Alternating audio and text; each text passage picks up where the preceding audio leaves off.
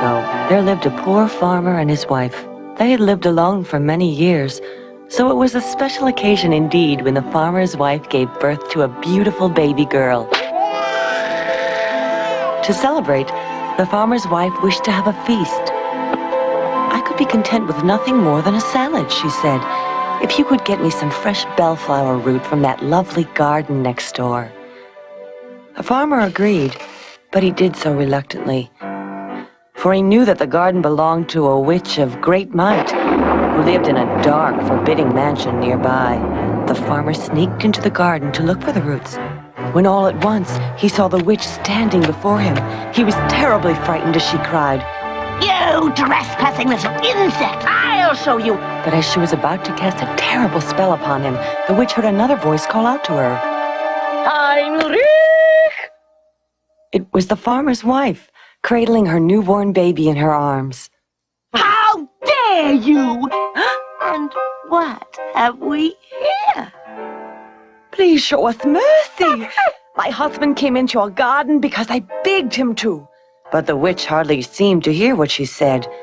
The haggard old woman could not take her eyes off the beautiful newborn child. At length she said to them, You want something from my garden? I might like something from yours, n'est-ce pas? You may have all the fruit of my garden you wish, if you give to me your beautiful little daughter to raise as my very own. The parents' love for their child was great, but their fear of the powerful witch was greater still, so they granted her request. The old witch was beside herself with joy, and so determined to keep the child's love all to herself that she shut her up in a lofty tower deep in the wilderness, where she would grow up all alone. The witch called the child Rapunzel, for Rapunzel is another name for bellflower.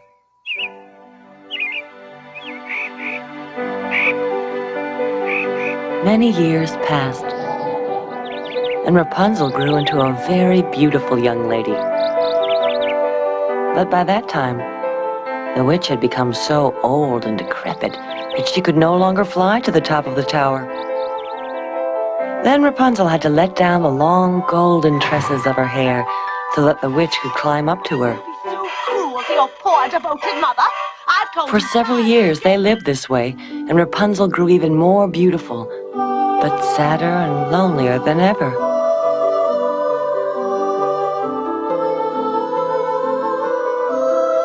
To lift her spirits, she sometimes sang to herself,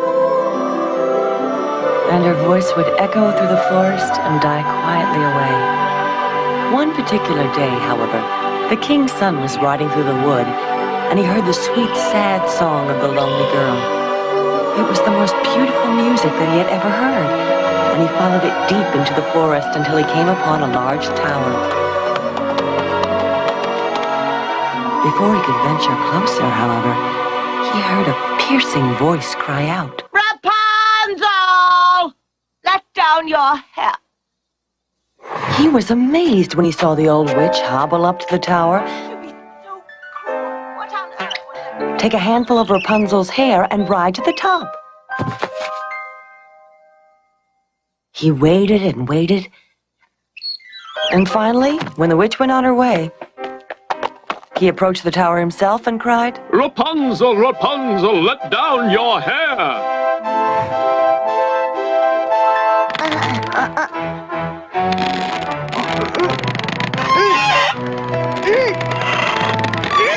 Cheerio. Sorry if I gave you a start, old girl.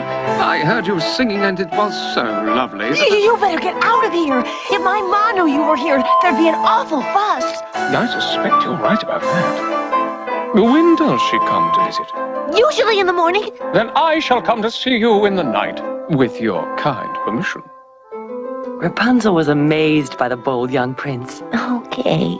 and a little frightened, too. He was so young and handsome, and spoke so kindly to her, that she lost her heart to him. And so it came to be that Rapunzel was visited twice in every day, by the witch in the morning and the prince in the evening. This went on for quite some time, until one fateful night when the prince stayed a little too long. Rapunzel! Tell me, are Are you ever lonely, my darling? Oh, no, I got loads of friends.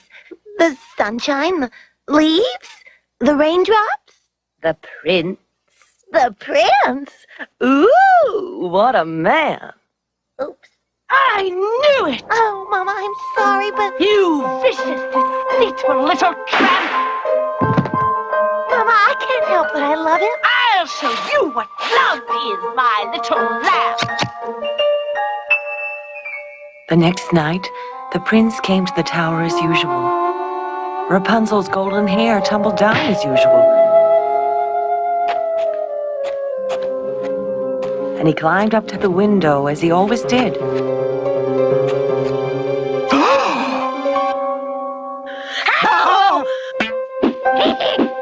What's the matter, Princey? Don't you want to kiss me? What have you done with her, you? I saw... You'll never see that thankless little strumpet again! Rapunzel, where are you? But there was no answer, except the final stroke of the witch's shears.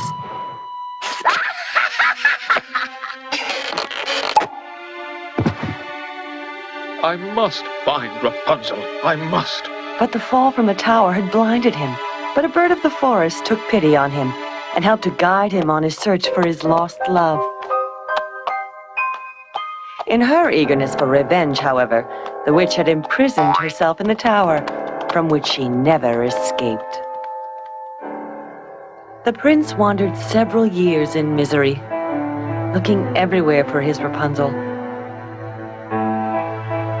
He could not find her anywhere, though he searched to the end of the earth. At last, when all hope was gone and the prince had surrendered to despair, a soft, sweet voice found its way to him. Quiet. Listen. Just like the day many years before when he first wandered into the forest, though he dared not believe his ears. Hey, fellas! He had found Rapunzel at last. She restored his sight, and their hearts overflowed with joy.